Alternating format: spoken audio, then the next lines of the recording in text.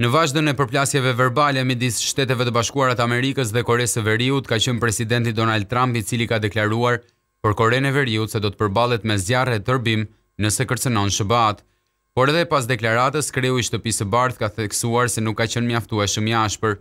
Duke biseduar me gazetarët, Trump ka thënë se derisa ai është në gjendje për të negociuar, Pyongyang duhet të jetë jashtëzakonisht i shqetësuar nëse tenton të bëjë diçka SBA-s.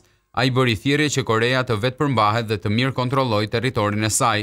Nga ana tjetër, lideri suprem Kim Jong-un është i bindur se në fund të gushtit Korea po përgatitet për të sulmuar me raketa me rreze të mesme territorin e Guam, zonë e ushtrisë amerikane në Oqeanin Paqësor.